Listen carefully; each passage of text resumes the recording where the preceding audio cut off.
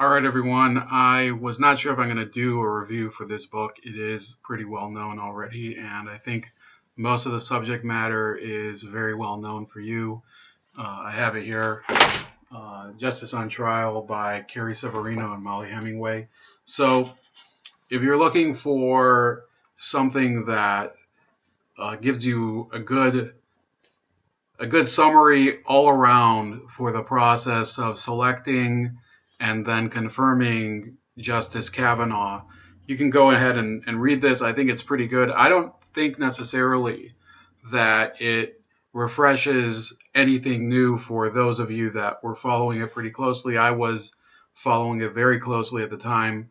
So some of the things that I do know that were a little new were that during the actual committee confirmation vote, there was a massive argument in one of the hallways of the Senate subcommittee between Jeff Flake, who was the wobbly Republican senator from Arizona, and a number of other senators, including, I think, Chris Coons and maybe it was Ted Cruz also.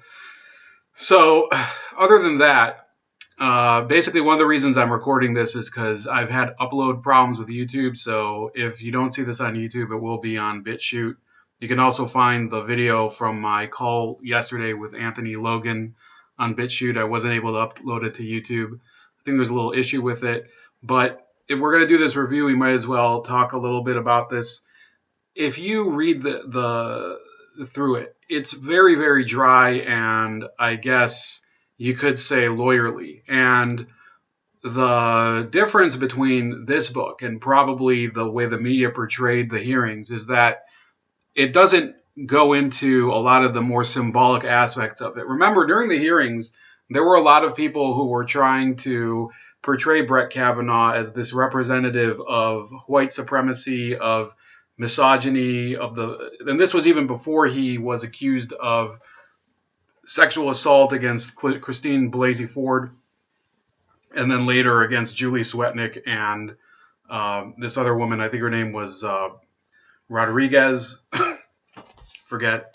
Anyway, so there was a lot of, was it Rodriguez or Ramirez? Deborah Ramirez. So the fact of the matter is that if you're looking for something that will give you the straight facts, that's fine. If you're looking for something that's going to be a work of art in terms of style and literature, I think that you're not going to find it, because that's deliberately the way that these ladies decided to write the book. It's more focused on both the sequence and a lot of the background of it, as well as, I guess, in some cases, delving into the personal life of Kavanaugh's wife, who was besieged during the hearing, and apparently she was I guess, praying devotionals all the time and going to a lot of Catholic prayer meetings and reading Psalms.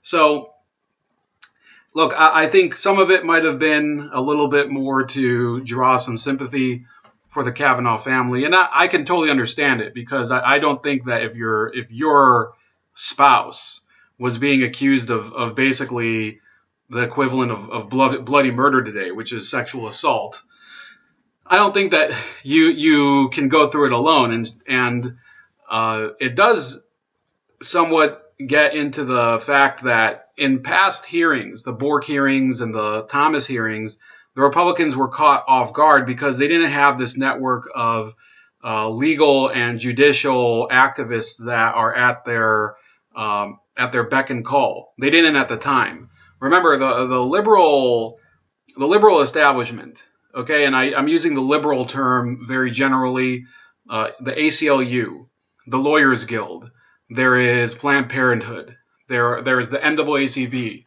all of those organizations that are dedicated to creating a judiciary that's more styled for just interpreting the law in order to achieve their political aims, they are automatically, I guess you could call it, alerted whenever any judicial issue comes up, and they bring their hordes of loser activists to the Supreme Court, and have them protest for about a week, claiming that the world is going to end. And then when the ruling gets handed down and nothing happens, they go back home. That is the truth about the liberal side of the judicial war in America, the judicial activism war. And by judicial activism, I'm talking about activist groups, not the concept of judicial activism, which means that you're going to legislate from the bench. So these people are in favor of that attitude. They're in favor of, in many cases, having laws and certain modes of life in America decided by appointed judges. That's really what has perverted liberalism for the past 50 to 60, probably even longer. They don't think that Congress, which is supposed to pass laws and pass amendments, should be deciding how to, define laws in the country. They think that the judges, people who are not elected, people who have a lifetime appointment, that they're the ones who ought to do it. So think about it that way. Gay marriage was passed in a non-democratic manner. Almost none of the states that had a referendum on gay marriage passed it. That's not democratic. Now, you could argue that the majority shouldn't limit the minority's civil rights. Okay, you could say, well, gay people are the minority. Of course, why should their rights be in the hands of the majority of the country if the majority of the country doesn't want to accommodate them? But that's not democratic. What you're effectively saying is that you need people to step in and be the steerers of, or what do you call them, the helmsmen of democracy. That democracy can't be trusted in the hands of the people. So indirectly, you're actually validating some of the attitudes of the right wing and the GOP. That's what liberals have done. The GOP and most strict constitutionalists agree that the powers of the people have to be represented through Congress, A, so you have the House of Representatives and you have the Senate, and B, you have to have it through the president, and the president from the Electoral College. Most liberals don't acknowledge that the Electoral College is an essential part of democracy. They want a direct election for the president, but they do want, that's the big contradiction.